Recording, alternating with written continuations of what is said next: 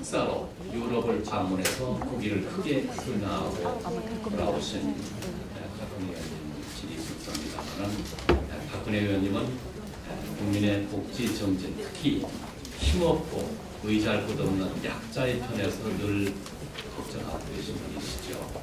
박근혜 의원님 기대해 주십시오.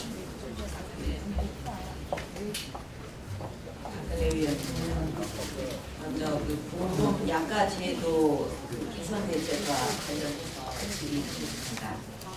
그동안 보험 약가 제도에 몇 차례 변경이 있었습니다만 그 결과 국민 약가 부담이 얼마나 줄었고 국내 제약산업은 얼마나 발전했는지 의문입니다.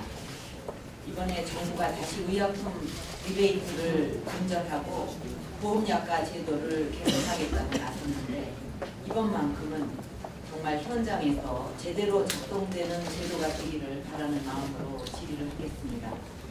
지난해 국내 약제비 지출은 10조 3천억 원으로 총 진료비의 29.4%에 이르는데 이것은 OECD 국가 중에 최고 수준이고 또 2006년도 약제비 적정화 방안에서 2010년까지 24% 이하로 낮추겠다는 정부 비전이 사실상 실패했음을 의미합니다.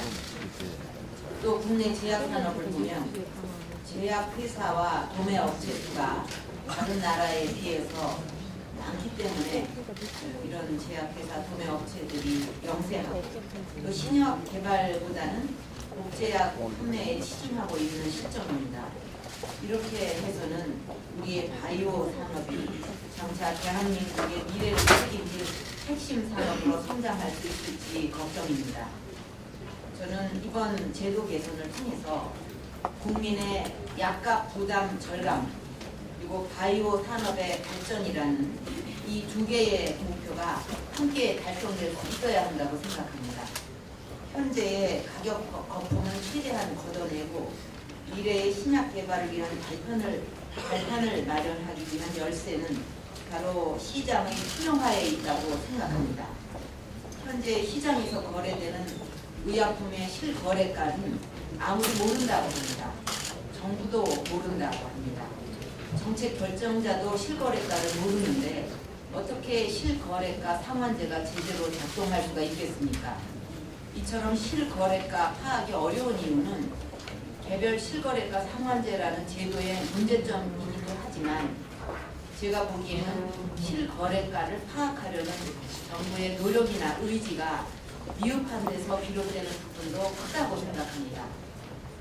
이번에 정부가 도입을 검토하고 있는 평균 실거래가 상환제와 저가 구매 인센티브 제도 사실 근본 작동 원리가 크게 다르지 않기 때문에 이 제도가 성공하기 위해서는 무엇보다도 시장의 투명화가 선행되어야 한다는 생각입니다.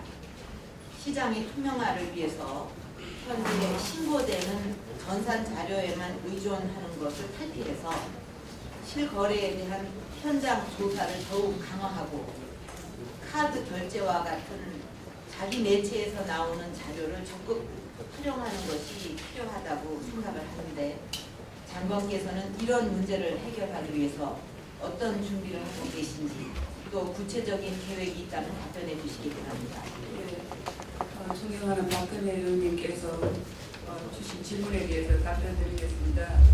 우선은 의원님께서 지적하신 대로 실거래 가격에 대한 조사를 저희들이 앞으로 강화해 나가겠습니다. 의약품 종합정보 유통관리센터가 이제 제대로 작동한 지 얼마 안 되었습니다. 그래서 저희들이 거기에서 실태 조사를 하기 위한 데이터 마이닝 기법을 개발 중에 있습니다. 그것이 개발되면 그것에 의해서 조사를 강화하고 앞으로 그 카드 거래 등을 저희들이 참조하도록 하겠습니다. 그리고 사실 이 의약품의 리베이트 문제는 수십 년 해묵은 말입니다. 저희들이 현재의 그 실거래가 상환제도가 제대로 작동하지 않는다는 것을 인지하고 개선하기 위해서 TF팀을 7월 달부터 만들어서 지금 계속 논의 중에 있습니다. 옆에 나라 일본의 경우를 보면은 의약품 가격 조사를 할 때 본 조사는 우리나라가 하는 식으로 자기 기입식으로 하지만 3단계 조사 중에 2단계 경우에는 그 카드 결제 자료를 활용해서 효과를 많이 보고 있다고 합니다. 우리도 이것을 적극 검토할 필요가 있다고 생각이 들고요. 또 현지 조사를 할 경우 작년에 정기 조사와 수시 조사를 합해서 262개의 요양기관을 조사했는데 5만 9천여 개의 전체 요양기관 중에서 262개라고 하면 0.44%에 불과하고 또 실제 평균 조정률도 0.5%에 불과하기 때문에 이것을 더욱 강화할 필요가 있다고 생각을 합니다. 또 평균 실거래가 제도도 뭐 저가 구매 인센티브를 준다고 하지만 실제 요양 그 기관에서 그것에 대해서 어느 정도 반응을 할지 이거는 뭐 실시를 해봐야 알겠지만 정말 실거래가를 보고할지도 의문이기 때문에 이 실거래가를 파악하는 노력이 참 중요하다 이렇게 생각합니다. 또 그 시장의 투명성 못지않게 중요한 것이 정책 결정의 기준이 되는 자료의 객관성이라고 생각합니다. 현재 약가제도에 관한 논의를 보면 약가 정책의 출발점이라고 할 수 있는 기초 자료들, 예를 들면 우리나라 복제약의 가격이 외국에 비해서 비싼지 싼지 여기에 대한 자료조차도 이해 관계자들 모두가 수긍할 수 있는 객관적인 현황 자료가 없습니다. 자료도 없는 상황에서 어떻게 합리적인 그 약가 제도가 만들어지고 또 그 제도가 현장에서 제대로 작동할 수가 있겠습니까?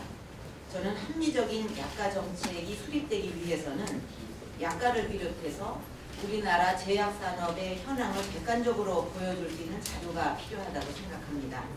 그러니까 신뢰할 수 있는 그 중립기관에서 이해관계자들이 수용할 수 있는 국가 간 약가 비교 연구 이런 것을 그 체계적으로 연구할 필요가 있다고 보는데 여기에 대해서 어떤 계획을 갖고 계신지요? 예. 그 카드 결제 자료 활용은 적극 검토하겠습니다. 그리고 지금 그 국가 간 약가 비교 연구에 대해서도 앞으로 저희들이 연구를 한번 실시해 보겠습니다. 그게 반드시 필요한 사항입니다. 그리고 이제 일부 언론이나 연구 보고에서 우리나라 복제 약값이 외국에 비해서 비싸다고 이렇게 주장을 하면 또 며칠 후에 그것과 다른 주장이 언론에 보고가 됩니다. 이런 것이 자꾸 반복되면 이해관계자뿐 아니라 국민들까지도 참으로 헷갈리게 되거든요.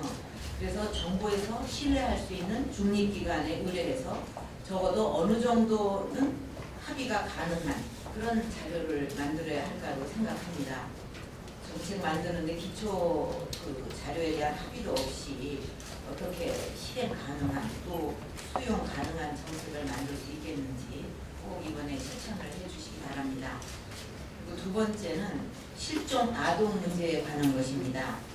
작년에 이혜진 우예술양 사건에 의해서 최근에도 이 피해 아동 사건으로 온 국민이 가슴 아파하고 있고 또 아이들 안전 문제에 대해서 걱정이 커져가고 있습니다. 우리 아이들 안전 문제는 국가가 최우선적으로 책임을 져야 할 문제인데 그중에 실종 아동 문제에 대해서 질의를 하겠습니다.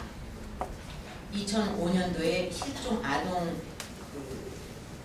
등의 보호 및 지원에 관한 법률이 만들어진 이후에 그 이전과 비교해서 여러 가지 시스템도 갖춰지고 많이 좋아졌지만 해마다 실종 아동, 장애인 사건은 점점 많아지고 있습니다.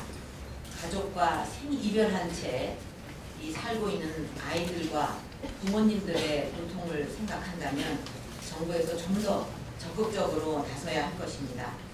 그런데 지금 이 실종 아동 사건을 담당하는 일부 부처인 보건복지부와 또 경찰청 간의 서로 협조 체계가 원활하지 않아서 이에 대한 통합 관리 시스템이 시급하다고 생각합니다. 보건복지부와 경찰청, 실종아동 전문기관, 교육부 등 이런 관련 부처 담당자들이 각각 따로따로가 아니라 서로 의사소통이 잘 되는 이런 시스템을 만들어야 합니다. 제가 최근에 그 실종 아동 부모님들을 만났는데 이분들 역시 그런 실종 아동 그 통합 TF팀의 구성을 간절히 원하고 있었고 또 전문가들도 같은 생각이었습니다. 이에 대해서 보건복지부는 이미 작년 4월에 그런 위원회를 구성해서 운영 중이라고 하지만 문제는 가장 간절히 원하고 있는 당사자들조차도 모르고 있습니다. 1분 더 주세요. 네. 그 이유는 작년 4월에 구성만 하고 마이크 살려주세요. 실제로는 운영이 되고 있지 않기 때문입니다. 1년 반 동안 한 번도 열리지를 않았습니다. 법과 제도도 중요하겠지만 국민이 정부가 진정성을 갖고 일을 하는지 그렇지 않은지는 실제 운영 과정에서 피부로 느끼는 법입니다. 저는 부처 간 공조가 제대로 되려면 이 만남이 정례화되어야 한다. 그리고 높은 차원과 실무자 차원의 공조 시스템이 함께 필요하다고 생각합니다. 앞으로 복지부가 주무부처로서 그 TF팀을 구성해서 정기적으로 모이고 평가하고 보완해 가야 한다고 보는데 여기에 대한 계획이 있으면 답변해 주시고요. 요 마저 하고서 답변을 듣겠습니다. 그리고 실종 아동 문제 해결을 위해서는 무엇보다도 정확성과 전문성이 필요합니다. 실종 아동법이 통과된 이후인 2006년부터는 경찰청에서 그 실종 아동 관련 통계를 관리하고 있지만 2005년 이전 자료는 정확한 통계조차도 없습니다. 경찰청과 실종 아동 전문 기관 등에서 각각 나름의 자료를 가지고 있지만 이게 공유가 되고 있지 않기 때문에 이것 역시 그 TF팀이 구성되면 해야 할 일이라고 생각을 합니다.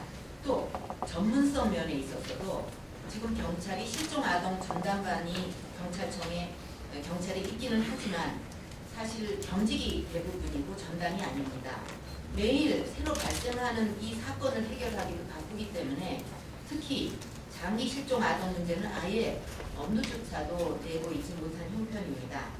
그래서 겸임을 하지 않고 전문적으로 장기 실종 문제를 전담하는 전담 수사관이 필요한데 장기 실종 아동 부모님들은 정부가 한시적으로라도 예를 들어서 1년간만이라도 이렇게 장기 실종 수사 전담팀을 만들어서 전문적으로 담당을 해준다면 원이 없겠다고 그런 얘기를 했습니다. 그래서 이런 문제도 실종 TF팀에서 깊이 논의되었으면 합니다. 이 문제에 대해서도 어떻게 생각하시는지 답변을. 그 존경하는 박근혜 의원님께서 아이를 잃고 찾아 헤매는 그 부모님들의 절절한 현장의 소리를 전해주셔서 감사합니다. 저희들이 앞으로 실종 아동 TF팀을 구성해서 의원님이 제시하신 2005년 이전의 자료 복원의 문제와 공유 문제 그리고 경찰 전담팀이 항시적으로 안 되면 한시적으로라도 설치하는 문제를 적극 경찰청 등과 협의해 나가겠습니다. 수고하셨습니다.